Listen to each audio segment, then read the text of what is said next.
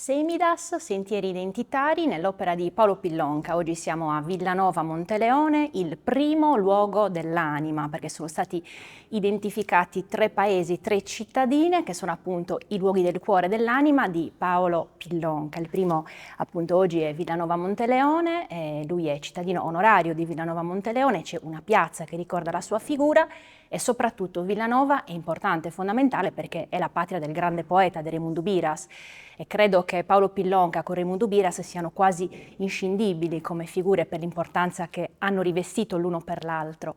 Azzara è il villaggio dell'anima, così come lo definisce lo stesso Paolo, è quel luogo incantato con quella luce unica così particolare che ha incantato poeti spagnoli, poeti tedeschi, quindi veramente Azzara è il luogo del cuore. Ad Azzara saremo il 15, quindi questa domenica, mentre l'ultima tappa è a Silanus il 20 di dicembre. Silanus perché? Anche Silanus è un luogo del cuore perché è patria della poesia a Bolu, come lo stesso museo che è presente racconta. Quindi questi sono i 3 luoghi dove abbiamo scelto di raccontare e di ricordare l'opera di Paolo. Come la stiamo raccontando, come la racconteremo con il concerto di Piero Marras e con diciamo, dei dialoghi con diversi ospiti che saranno qui con noi e cercheremo di approfondire le diverse anime di Paolo. Quando parliamo di Paolo Pillonca stiamo parlando di uno dei più grandi intellettuali della nostra isola, di uno dei più grandi intellettuali della Sardegna.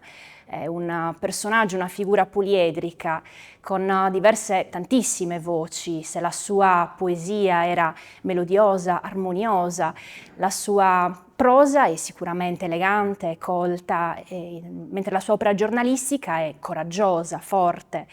Invece quando parliamo di Paolo nei premi letterari e nelle migliaia di manifestazioni che l'hanno visto partecipe, stiamo parlando di un Paolo Pillonca preparato, colto, forte e assolutamente generoso.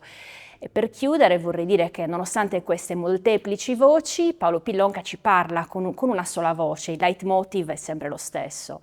Questo grande amore per la sua terra, per la cultura sarda e per la lingua sarda, insomma, per tutto ciò che ci caratterizza. E quindi, dato che Paolo ci manca ogni giorno, ci manca sempre, è giusto ricordarlo e lo possiamo ricordare solo così, attraverso un concerto di Piero Marras e appunto ricordando quello che è stato la sua opera e quello che insomma ci ha lasciato.